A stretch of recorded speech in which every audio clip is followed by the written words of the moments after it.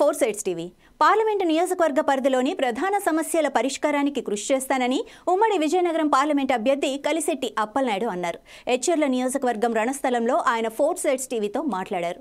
Parliament పరిధిలోని 7 శాసనసభ స్థానాల్లోని Etcherla ticket బీజేపీకి, నెల్లిమర్ల జనసేనకు కేటాయించారని చెప్పారు. ఈ ప్రాంతాన్ని పారిశ్రామికంగా, వ్యవసాయ పరంగా అభివృద్ధి చేసేందుకు ప్రణాళికలు సిద్ధం చేస్తున్నట్లు చెప్పారు.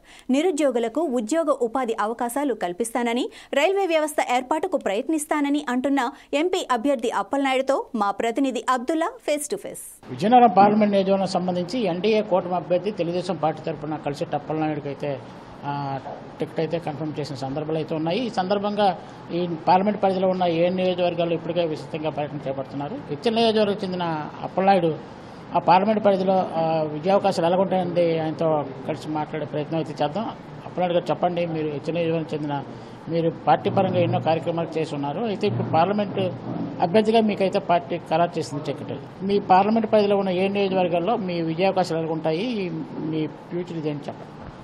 ఎన్డీఏ కూటమి అభ్యర్థి అంటేనే విజయానికి ఫస్ట్ స్టెప్ అది 100% డిక్లేర్ అది. ఎందుకంటే ఈరోజు కేంద్రంలో 3 సారి మోడీ గారు ఉండాలి, ప్రధానమంత్రిగా ఉండాలనేది ఒక కాన్సెప్ట్ అయితే, ఇంకొక కాన్సెప్ట్ ఏంటంటే చంద్రబాబు నాయుడు గారు ఈ రాష్ట్రాన్ని ముఖ్యమంత్రి ఉండాలి, మళ్ళీ గాడిలో పడాలంటే ఆయన ఉండాలనేది ఒకటి. మూడోది పవన్ కళ్యాణ్ కోసం కూడా ప్రస్థానం చేసుకోవాలి. పదవులు ముఖ్యం కాదు, ఈ రాష్ట్రం ముఖ్యం, నేను ఏ త్యాగానికి సిద్ధమవుతానని చెప్పేసి ఆయన వచ్చి ఆయనగా తగ్గించుకొని ఈరోజు ఎన్డీఏని, తెలుగుదేశం పార్టీని, బీజేపీని కూటమిలో కలపడానికి కీలక పాత్ర పోషించారు ఆయన. వారు అభ్యర్థిత్వంగా ఈరోజు ఒక పక్క మోడీ గారు, చంద్రబాబు నాయుడు గారు, అలాగే ఈరోజు పవన్ కళ్యాణ్ గారు, ముగ్గురు అభ్యర్థుల్ని కలిశెట్టి అప్పలనాయుడు ఈరోజు పార్లమెంట్లో ఉన్న దాదాపు 15,60,000 మంది ఓటర్లు ఉన్న ఈ పార్లమెంట్ పరిధిలో ఉన్న ప్రతి ఒక్కరు కూడా చర్చించుకుంటున్నారు. ఈ వ్యక్తికి అవకాశం ఇస్తే కేంద్రం నుంచి రావాల్సిన నిధులు కానీ, రాష్ట్రం నుంచి వచ్చిన నిధులు కానీ వీరూరిని సమానం చేస్తూ ఈ పార్లమెంట్లో ఉన్న 7 నియోజకవర్గం ఎమ్మెల్యేలను కూడా సమన్వయం చేసుకుంటూ ఈ పార్లమెంట్లో ఉన్న ప్రతి పౌరుడికి కూడా మంచి సర్వీస్ అందుతుందని ఒక సంకల్పంతో వారు ఆహ్వానిస్తున్నారు. నేను ఆల్రెడీ మొదటి విడతగా అన్ని నియోజకవర్గాలు తిరిగాను. చిరుబిల్లో నాయకులు కలిశాను తప్ప ప్రజల దగ్గర పోలే. అందరూ కూడా ఆ నియోజకవర్గం ఇన్ఛార్జ్ కూడా పబ్లిక్ దగ్గర తీసుకెళ్లారు, పరిచయం చేశారు. ఈ 2-3 రోజులు అది కూడా అవుతుంది. సో ఇవంతా కూడా నేను ఎందుకంటున్నానంటే 7 నియోజకవర్గం పబ్లిక్ ఎప్పుడు ఎలక్షన్ వస్తున్నాయి, అది అప్పలనాయుడు కోసమో లేకపోతే ఎమ్మెల్యే అభ్యర్థుల కోసం కాదు.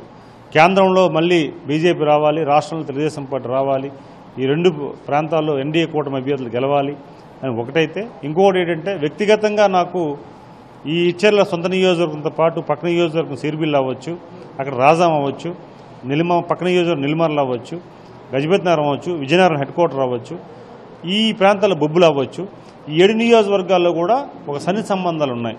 ఈజీగా ఎలక్షన్కి చేయగలుగుతున్నాం. ఇవన్నీ కూడా ఏంటంటే గెలుపు ముఖ్యం కాదు, నా లక్ష్యం ముందు ఏంటంటే మెజార్టీ కావాలి. పబ్లిక్ మెజార్టీ ఇస్తున్నారు కనుక ఆ పబ్లిక్కి నేను రేపు ప్రధానమంత్రి గారిని కానీ, కేంద్రంలో కానీ, రాష్ట్ర ముఖ్యమంత్రి గారిని కానీ, ఇగోనే నా పార్లమెంట్ పరిధిలో ఇన్ని లక్షల మెజార్టీ నాకు ఇచ్చారు, నేను వారికి మెరుగైన సర్వీస్ ఇవ్వాలంటే నాకు ఎక్కువ నిధులు కావాలి, ఎక్కువ నిధులు ఇవ్వాలి. నాకు ఎవరికైనా స్వార్థం ఉంటుంది, ఖచ్చితంగా స్వార్థం ఉండాలి కూడా. ఈ నియోజకవర్గం సంబంధించి ఉన్న 7 నియోజకవర్గాల్లో ఈ పార్లమెంట్ సంబంధించి 7 కాన్స్టిట్యున్సీలో ఒకటి జనసేనకి వెళ్ళింది, ఒక కాన్స్టిట్యున్సీ ఇంకోటి బీజేపీకి వెళ్ళింది. ఈ 2 నియోజకవర్గాల్లో ఓట్ ట్రాన్స్ఫర్స్ ఎలాగవుతుంది అనేసి మీకు ఆలోచన ఉంది? అంటే జనరల్గా అయితే ఏంటంటే పార్లమెంట్కి సింబల్ కామన్ సింబల్, అక్కడ ఎమ్మెల్యే కూడా గెలాలి కదా. ఉమ్మడి ఎన్డీఏ కూటమిలో ఉన్న అభ్యర్థి కూడా గెలిపించే బాధ్యత ఎంపీకి ఉంటుంది, ఆ కన్సెంట్ ఎమ్మెల్యేలకి పార్టీకి కూడా ఉంటుంది. అయితే పార్టీ వ్యక్తిగా మీరు ఎలా ఇచ్చేస్తారు? నేను చెప్పాను, నేను ఆల్రెడీ మెసేజ్ కూడా ఇచ్చాను.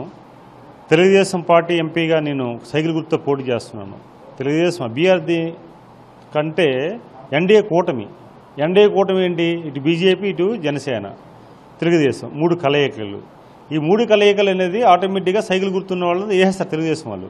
అలాగే బీజేపీలు కూడా వేయాలి కదా, వాళ్ళు కమల గుర్తుకు అలవాటు పడి ఉన్నారు, తెలుగుదేశానికి వేయాలి.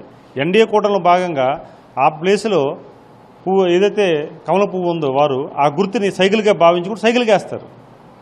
అలాగే జనసేన ఉంది, జనసేన గ్లాస్ గుర్తు, వారు కూడా సైకిల్కి వేయాలి. అలాగే ఇక్కడ ఉన్న ఇచ్చెర్ల నియోజకవర్గం కావచ్చు, లేకపోతే నెల్లిమర్ల నియోజకవర్గం అవ్వచ్చు, అక్కడ వాళ్ళకి గ్లాస్ గుర్తు. టీడీపీ అభిమానులు ఎవరైతే ఉన్నారో, కేడర్ ఎవరు ఉన్నారో, ప్రజలు ఎవరైతే అలవాటు పడ్డారో అది సైకిల్ గుర్తు అనుకోనే కూటమిలో భాగంగా ఖచ్చితంగా గ్లాస్ వేస్తారు. ఇక్కడ కూడా ఇచ్చేర్లో కూడా అదే కమలానికి వేస్తారు. ఇదంతా కూడా ఈజీగా ఈ కమ్యూనికేషన్ ఈజీ అయిపోయింది కనుక ఒకప్పుడు ఉన్న పరిస్థితులు ఇప్పుడు లేవు. టెక్నాలజీ వచ్చేసింది, ఈజీగా కమ్యూనికేట్ అయిపోతుంది.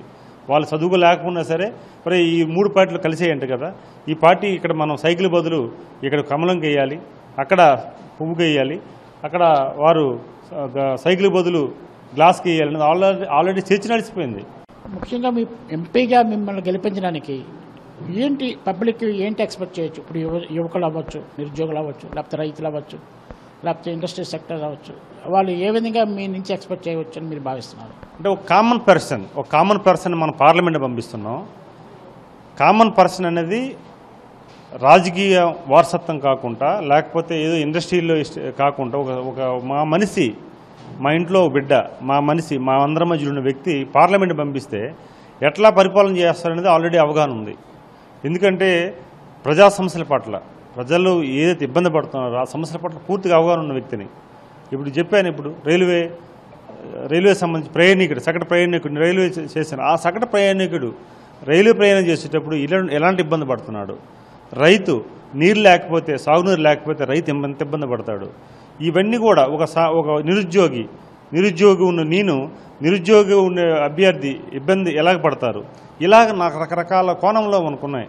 రేపు భవిష్యత్తులో ఇండస్ట్రీలు, ఒక పారిశ్రామికవేత్త పరిశ్రమలు వచ్చేటప్పుడు వారికి విద్యుత్ రాకపోవడం కానీ, లేకపోతే రాయితీలు రాకపోవడం కానీ, ఒక ఇండస్ట్రీ నడిపేవాడు ఎలాంటి ఇబ్బంది పడతాడు, దానికి కానీ విద్యావేత్తగా విద్యకు సంబంధించి ఒక విద్యా సంస్థలు ఎట్లా తీసుకురాగలగాలి, ఆ విద్యని గ్రామీణ ప్రాంతాలకు ఎలా అందించాలి. ఇప్పుడు కేంద్రం సంబంధించిన కొన్ని విద్యా సంస్థలు ఉన్నాయి.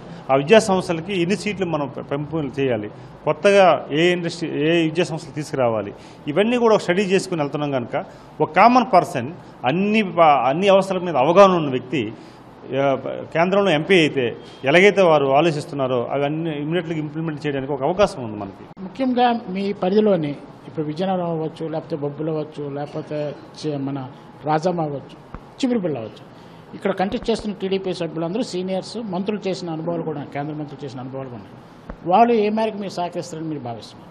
ఖచ్చితంగా అశోక్ గజపతి గారి నాయకత్వంలో ఈ పార్లమెంట్ పరిధిలో ఆయన సూచనలు పాటిస్తూ వారు ఏదైతే ఈ ప్రజల కోసం ఏదైతే సర్వీస్ ఇవ్వాలో, ఎందుకంటే ఆయన దగ్గర ఎంత ఆలోచనలు ఉన్నాయంటే అసలు మనం సోలార్ సిస్టాన్ని ఇంప్లిమెంట్ చేసేది అశోక్ గజపతి గారు చేసి క్షణం అంటే ప్రమాణం చేసిన మరుక్షణం నుంచే 100 డేస్, 50 డేస్కి, 100 డేస్కి, 150 డేస్కి, 200 డేస్కి ఇలాగ ఏ ప్రాంతాల్లో ఎలా స్టెప్లు మనం వెళ్ళాలనేది ప్రణాళిక సిద్ధం చేసుకుని ముందుకెళ్తే తెలియజేసుకుంటాం. ఇది అప్పలాంటి తాలూకా అభిప్రాయము. ముఖ్యంగా ప్రణాళికాబద్ధంగా ఒక కాలాన్ని నిర్ణయం చేసుకొని ఆ సమస్యల పరిష్కారానికి కృషి చేస్తున్నారని తెలియజేస్తున్నారు.